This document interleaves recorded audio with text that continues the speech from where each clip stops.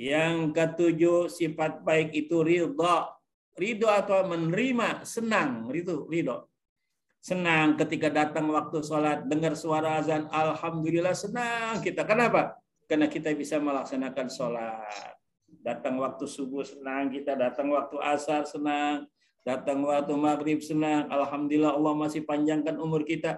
Ridho kita, senang kita melaksanakan apa yang diperintah Allah. Sudah masuk dalam hati kita rasa senang? Apa masih rasa terpaksa? Sholat terpaksa atau kita senang melakukan sholat? Mudah-mudahan kita sudah berubah. Dulunya terpaksa. Ya, tapi lama-lama menjadi senang kita melakukan ibadah sholat 5 waktu. Dan yang ke-8, mahabbah. Mahabbah rasa cinta kita pada Allah. Rasa cinta kita kepada saudara-saudara kita yang muslim, yang seagama dengan kita, yang lain dari agama dengan kita. Kita saling mencintai dalam arti duniawi dan ukhrawi. Mudah-mudahan ini semua sifat-sifat baik yang ada masuk ke dalam diri kita. Apa sifat yang tidak baik? Itu diantaranya masih banyak lagi ya. Ada sifat-sifat yang tidak baik dalam diri kita. Yang pertama riya. Riya itu apa? Riya selalu ingin dilihat orang. Kalau kita berbuat, pengen orang lihat. Pengen kita pamerkan kepandaian kita. Kita pengen pamerkan kekayaan kita. Kita pengen pamerkan yang kita miliki. Ibadah-ibadah kita. Itu nggak boleh. Buang kalau sifat riya itu ada. Lemparkan dia, buang jauh-jauh. Yang kedua ujub. Apa itu ujub? Merasa heran kepada dirinya. Ajib. Wah, saya doang nih yang paling ganteng di sini. Saya doang yang paling muda di sini. Saya doang yang paling kaya di kampung ini. Saya doang yang paling jabatan yang paling tinggi. Itu ujub sudah namanya. Mestinya disyukuri. Ujub itu mengangkat dirinya sendiri, merasa lebih hebat dari yang lain. Yang kedua, yang ketiga kibir. Apa itu kibir? Sombong. Nah, juga sifat yang tidak baik, buang. Yang keempat, ghadab, ngambek, amarah. Jadi kalau dia datang amarah dalam diri kita, sebab apapun sababianya, coba kita lawan, jangan kita ikuti. Kalau kita ikuti orang yang sedang marah, apalagi marahnya sampai terlihat di wajahnya, musa, muram, matanya melotot, itu beberapa saraf yang ada di otaknya putus. Ya, makanya orang yang sedang marah, saya pernah melihat, meneliti, memperhatikan rata-rata hampir sebagian besar, mohon maaf, orang yang akhirnya dia stroke dalam hidupnya, karena hidupnya waktu masih mudanya marah-marah melulu. Itu saya perhatikan begitu. Apalagi sudah stroke, marahnya nggak pernah berhenti, masih nambah juga.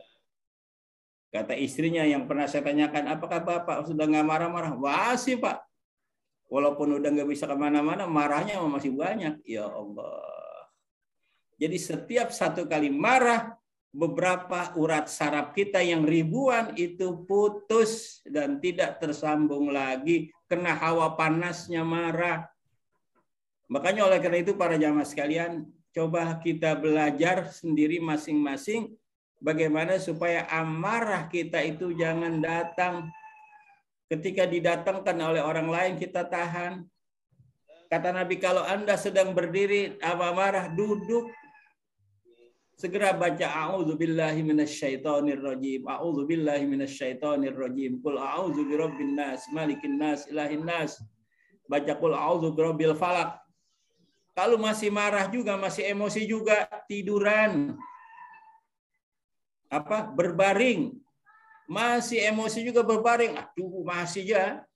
Ambil air wudhu, basahin palanya dengan air. Kalau masih marah juga, nyebur, cari kolam, berendam di situ. Palanya masukin ke dalam. Insya Allah. Kenapa? Karena kata Nabi, amarah itu datangnya dari setan. Setan itu panas. Membara, jadi bara itu akan mati dengan air. Makanya berendam di laut. Ya, mudah-mudahan terapi berendam di laut, jadi amarahnya hilang. Begitu Pak Ketua. Pak Haji Hadi berendam di laut. Ya, gitu.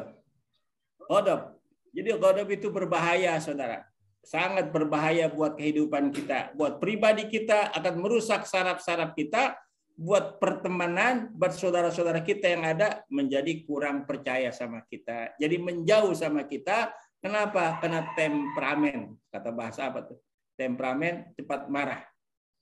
Jadi kalau kita bergaul sama orang, kita cepat marah. Udah, besok orang kurang begitu ngeh sama kita. Nah ini saudara. Jadi sifat ghadab, sifat yang tidak baik, yang ada di semua manusia, ada sifat ghadab. Yang selanjutnya hasud, dengki. Jadi lihat orang berhasil, dia yang marah. Lihat orang lebih kaya dari dia, dia marah. Kenapa sih dia lebih kaya? Kenapa sih dia berhasil, saya enggak? Itu namanya hasud. Yang keenam bakhil, artinya bakhil pelit alias koret alias. Jadi bakhil banget, dicubit enggak mau, maunya nyubit aja. Bu, dicubit nggak mau, maunya nyubit, namanya bakhil. Sakit guru, dicubitin dulu. Tapi kalau orangnya ria dicubit nggak apa-apa, dan dia ridho dicubit. Yang penting dia jangan nyubit. Yang ketujuh, cinta dunia, berlebihan dari cinta dunia. Kalau udah urusan dunia, sampai lupa ibadah, lupa ngaji. Ada giliran ngaji ini, amang ini, wah diganti, udah ngaji mau belakangan, besok ada lagi. Jadi lebih cinta dunia daripada akhirat. Ada sholat nih, ada waktu sholat belakangan dah, dunia dulu. Nah ini namanya terlalu cinta dengan dunia. Selanjutnya guru terpedaya, tertipu. Iya, guru itu tertipu. Tidak paham dia kehidupan dunia ini sementara. Sementara dia cari dunia pagi, sore, siang, malam, hingga dia melupakan persiapan buat hidup akhirat. Akhirnya ketika dia sudah tua, kemudian terjatuh sakit, pengen ke musola, pengen ke masjid, pengen ngaji, ternyata dia sudah tidak mampu lagi. Baru nyesel. Nauzubillah min dzalik. Mudah-mudahan Talim Angkasa 56 akan senantiasa memberi peringatan kepada kita hingga kita tidak terpedaya dalam hidup ini. Yang kesembilan, ya banyak bicara dan banyak tertawa. Jadi banyak bicara, banyak tertawa itu juga nggak bagus, Pak. Kalau memang butuh kita ketawa, sekedar kita gembira silakan, tapi jangan berlebihan. 2 jam, 3 jam ketawa terus. Sampai lupa, udah waktu sholat masih ketawa aja. Nauzubillah min dzalik. Jadi kalau kita mau senang, gembira silakan, tapi jangan berlebihan. Dan yang ke-10, banyak makan. Jadi banyak makan juga nggak boleh berlebihan. Sekali-sekali boleh. Tapi kalau tiap hari makan, dari makan ke makan, hidupnya hanya makan terus tiap hari. Sehingga dia mengatakan hidup untuk makan. Begitu pagi hari dia baca, kita besok makan di mana? Hari ini kita sedang makan, tapi dia sudah pikir besok kita makan di mana. Jadi tidak boleh kalau berlebihan. Tapi sekali-sekali boleh. Namanya kita manusia, yang tidak boleh berlebihan tiap hari makan yang enak-enak terus. Sekali kita puasa, sesekali kita makan, sekali kita ibadah, begitu. Jadi aturlah hidup kita ini, saudara. Jamaah Talim Angkasa 56 semua di mana saja berada. A'da aduwika nafsukal ladzi baina jambaika. Musuh kamu yang paling dekat adalah nafsu kamu sendiri. Jadi hidup ini kita punya musuh dan punya teman. Jangan sampai musuh jadi teman kita. Kalau musuh jadi teman kita, musuh dalam selimut, bahaya kita, saudara-saudara sekalian. Yang pertama musuh kita adalah syaitan. Ya bani Adam alla ta'budu syaitan innahu lakum aduwwum mubin. Surah Yasin. Hai anak Adam. Jangan engkau ikuti setan-setan itu karena dia musuh kamu yang nyata. Yang kedua, nafsu yang tidak kalah juga hebatnya, nafsu kita yang ada di dalam perut kita. Itu juga tidak kalah hebatnya daripada nafsu syaitan. Jadi bagaimana kita membacanya, saudara-saudara sekalian? Syaitan itu adalah sesuatu makhluk yang tidak berjisim, tidak berjasad. Jadi kemauannya ada. Dari mana setan itu? Makhluk yang Allah ciptakan waktu masih hidup di dalam surga. Allah Subhanahu wa Ta'ala ciptakan, namanya iblis. Jadi tidak berwujud seperti kita. Hakikat aja dia, bentuk tapi ada, tapi tidak berwujud. Dia berwujud mengikuti di mana dia berada. Sama dengan listrik. Saudara paham listrik? Listrik berwujud nggak? Nggak ada wujudnya. Tapi ada. Kalau dia ada di kabel listrik, PLN ada. Kita lihat nggak itu listrik? Nggak kelihatan, saudara. Tapi coba pegang. Coba pegang itu kabel. Dua-duanya gimana?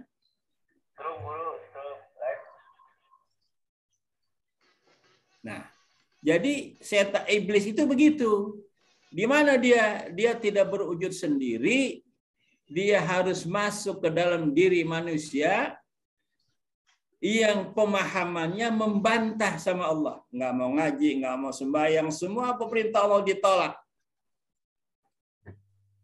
Yang mana dalam firman Allah, "Iz qala rabbuka lil malaikati isjudu li adama fasajadu illa." Nah, iblis itu nggak mau sujud. Nah, kalau dia masuk ke dalam diri manusia, tidak mau sujud, tidak mau ibadah, mau ngembangkang. Nah, manusia dimasukkan iblis, sifat dan perilakunya, ucapannya, kata-katanya sudah tidak lagi manusiawi. Ngomongnya yang di binatang udah keluar, ngomongnya bayang waktu sholat nggak mau, ibadah nggak mau menyamakan barang haram. Iblis sudah masuk ke dalam diri manusia. Nah sekarang apa? Iblis bukan manusia, ya manusia. Itu yang namanya syaitan. Jadi syaitan itu perpaduan, persekongkolan antara iblis sama makhluk manusia. Paham? Jadi syaitan itu adalah persekongkolan, perpaduan antara makhluk iblis dengan manusia. Jadi wujudiahnya manusia, dalamnya iblis. Nah, perilakunya yang kita bisa lihat. Kita tidak lihat iblisnya, kita lihat manusianya, tapi perilakunya dahsyat. Dia bisa membunuh orang, dia bisa menendang orang, dia bisa menampar orang, dia bisa memaki orang. Kayak dia aja yang paling hebat, yang lain semuanya kecil. Karena manusia sudah kemasukan iblis. Oleh karena itu, kita tanya diri kita, jangan-jangan iblis sudah masuk ke dalam diri kita. Dari mana tandanya? Ketika kita malas ibadah, malas ngaji, amarah datang kepada kita. Istri yang kita cintai bisa kita marahi, kita maki. Orang tua dimarahin semua. Kalau ada anak, marahin orang tua. Orang tua mesti sadar, jangan dilawan. Anak itu sedang kemasukan iblis. Bagaimana? Segera baca a'udzubillahi minasyaitonirrajim. A'udzubillah. Baca terus banyak-banyak ta'awudz pada Allah. Mudah-mudahan iblisnya keluar, kembali lagi menjadi anak kita yang asli. Jadi semua manusia siapapun dia, dari mulai rakyat biasa, pejabat, pemimpin, ulama, ustadz, siapapun bisa dimasukkan iblis. Bisa. Kalau dia nggak paham. Guru juga bisa dimasukin iblis. Kalau dia nggak paham, mudah-mudahan guru akan paham. Ulama-ulama akan paham. Di dalam ayatnya, innalladzina taqaw idza massahum ta'ifun minasyaitoni tadzakkaru fa idzahum mubsirun. Sesungguhnya orang-orang yang bertakwa, idza massahum ta'ifun minasyaiton, apabila tersentuh hatinya oleh godaan syaitan, tazakkaru, ia sadar, ia paham, ia mengerti. Faizahum mubsirun, maka saat itu dia melihat. Nggak jadi dia lakukan itu semua karena oh ini syaitan. Seperti kita di saat kita sedang berpuasa, datang orang maki-maki kita. Fakul inni shaim, kata Rasul. Jangan dijawab, jangan dilawan. Inni shaim, sesungguhnya aku sedang berpuasa. Itu ada keterangannya. Artinya saudara-saudara sekalian, kalau kita lawan, samanya kita dengan dia. Karena dia lagi kemasukan iblis. Iya. Wujudiannya memang manusia. Nah, ini yang mesti kita paham. Nah, para ibu, para bapak jamaah semua, akhirnya kalau kita memahami ini, insya Allah kita pertama kita pahami diri kita dulu. Apakah diri kita sudah kemasukan iblis, pemahaman-pemahaman iblis dan sebagainya atau belum? Yang kedua, kita pahami saudara-saudara sekalian kepada orang lain. Kalau ada di depan kita wanita cantik yang berpakaian seronoh, ada di depan kita, cantik sekali kita lihat. Kalau laki-laki ganteng sekali, ya. Bagaimana wanita menyikapinya? Bagaimana kita laki-laki menyikapinya wanita yang cantik yang berpakaian seronoh? Kita liatin atau kita hindarin? Liatin dulu, liatin. Kalau kita paham, ya memang dia wanita cantik. Kita akui dia cantik, tapi dia sedang dirasuki oleh iblis. Mengganggu kita. Kalau kita ikutin, kita terganggu juga. Mestinya kita hindarin, Pak Haji. Jangan kita liatin, kita hindarin. Oh, dia udah kemasukan. Masa kita masih timpalin, tinggalin. Jangan kita pandang terus. Begitu juga ibu-ibu kepada laki-laki yang ganteng. Mengganggu dia, ngajak bercanda dia, jangan diikutin. Dia sedang terganggu oleh iblis. Kalau kita paham, insya Allah. Jadi kita nggak ikut. Ya minta nomor HP. Nomor HP-nya coba saya minta berapa. Nah, kalau sudah minta nomor HP, itu sudah ada tanda-tanda. Tanda-tanda mendung, hujan akan turun. Tapi belum tentu mendung itu akan turun hujan. Tapi tanda-tanda kalau turun hujan mendung dulu. Biasanya kan begitu. Artinya ada potensi untuk menggoda dan menggoda.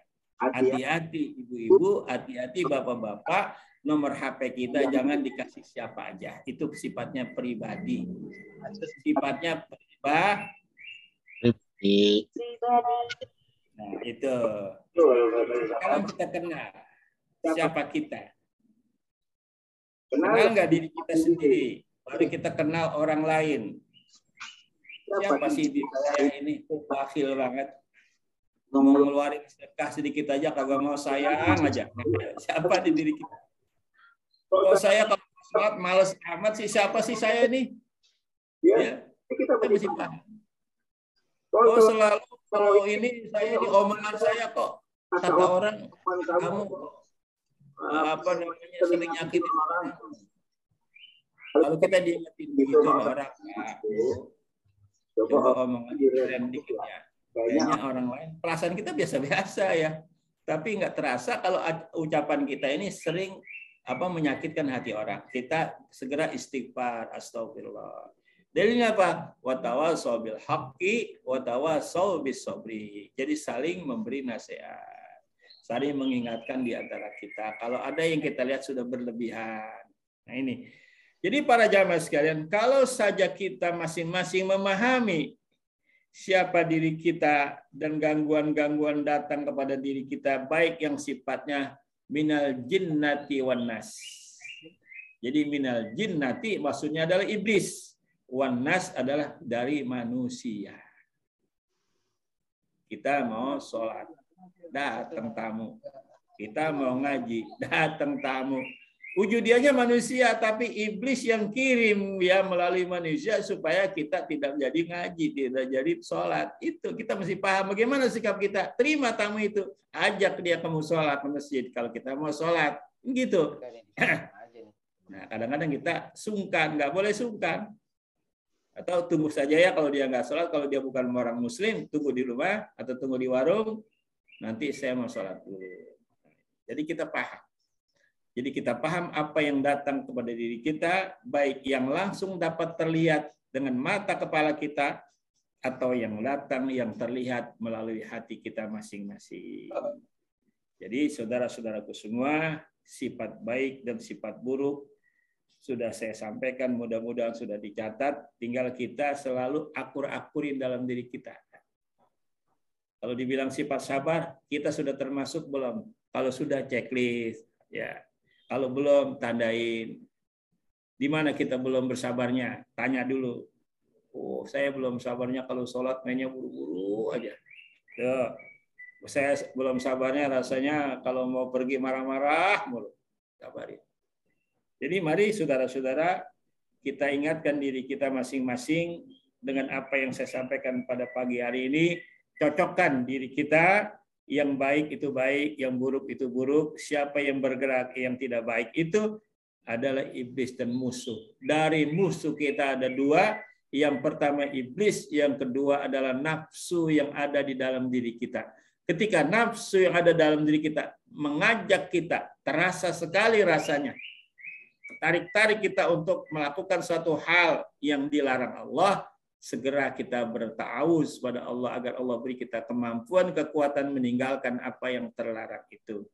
Ketika ada nafsu kita untuk melakukan ibadah, itu berarti dari Allah Subhanahu wa Ta'ala. Namanya mutmainnah. Jadi nafsu mutmainnah yang menggerakkan aktivitas kita yang baik-baik. Nafsu ammarah yang menggerakkan jiwa orang yang tidak baik. Nafsu lawamah yang memulai memberikan kesadaran orang-orang kalau dia pernah berbuat jahat dan dia mau bertobat pada Allah Subhanahu wa Ta'ala. Demikian, mudah-mudahan bermanfaat. Kita kembali kepada sesi kedua, yaitu pertanyaan. Terima kasih. Wassalamualaikum warahmatullahi wabarakatuh.